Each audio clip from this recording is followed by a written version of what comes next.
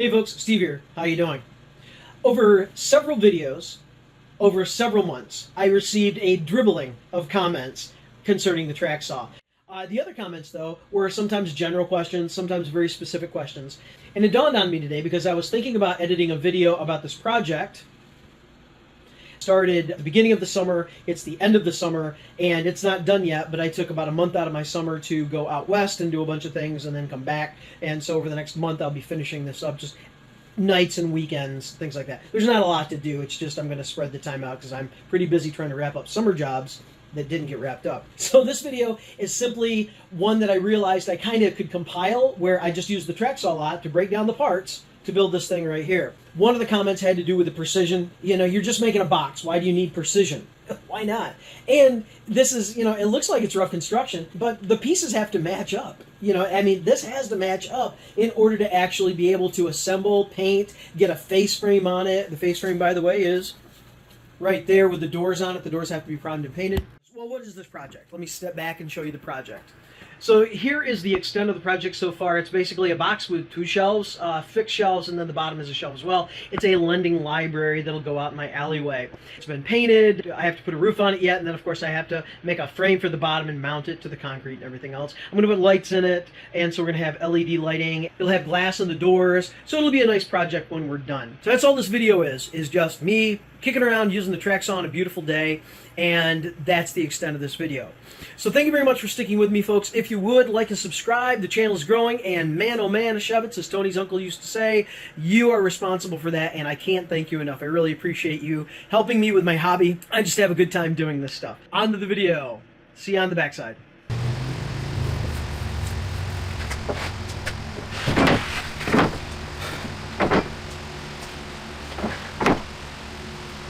What I can do next today and take advantage of some of this wonderful weather, a little bit hot, a little bit muggy, but it is nice, it's not raining, I'll take it.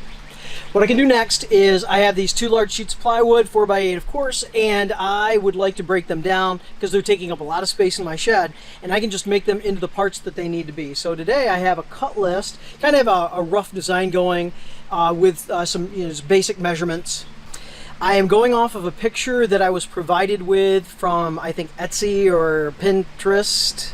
I was about to say Pintalk. So I'm just going to try and emulate as much as I can that as just the gem of the idea, and then I'll make it my own, and it'll be just fine. Once it's painted, you'll never know that I built it. All right, let's break some plywood down.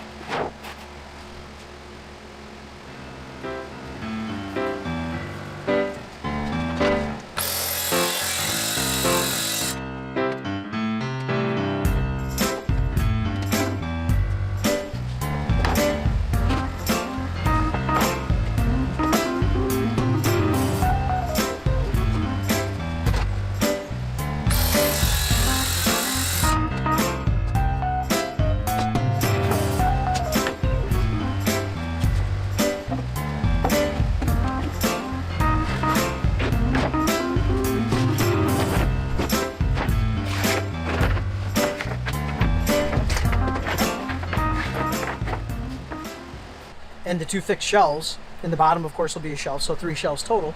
I know what those measurements are, so I could actually assemble the box today, which then means I have to handle a box and move a big 51-inch by 32-inch box around, but I don't have a ton of pieces, I don't have 1, 2, 3, 4, 5, 6, 7. I don't have 7 pieces that I have to take care of. However, the 7 pieces do lay flat. Oh, the problems we run into, right?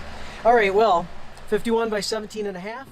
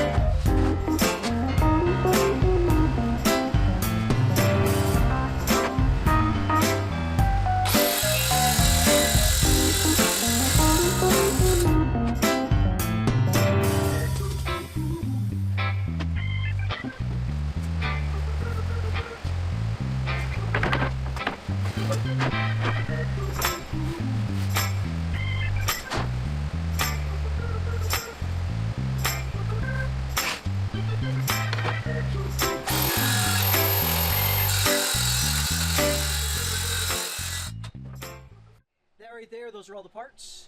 Those are the shelves, and the other fall off is that little pile right there. Not too bad. I did not waste any plywood. The cuts were exactly where they should be to maximize fall off in case I can use it for something. Well, next I think I'm going to get all the fall off and all of this other stuff out of the way. And then I believe it's on to sanding. And so I'll do like 100 grit sand over everything. And then I will prime all of the edges. And today I will go ahead and assemble the box and just have the box assembled and done. Hey, you made it to the end of the video. Thank you very much for sticking with me. Just a video on using a track saw because I had several comments about track saws, and why not compile a video where I use the track saw quite a bit. It's not a how-to video, of course, just to make some parts. So later that day I did sand. I set right up and sanded everything, and then I went ahead and primed all of the painted surfaces, edges, and plywood. Of course, the inside we're staining it, and so I went ahead and gave the first coat of stain on all of that. I don't think I used sanding sealer. Thank you very much for sticking with me. You have a great day because you deserve it. And if you haven't already, please like and subscribe. It's free to you, and it really helps the channel grow. If you want to get notified when I drop new videos, I'm not on any regular schedule. Don't forget to ring that bell, and that way you have the choice of saying, hey, this looks like a cool video, or maybe not this time. I hope to see you on the next video.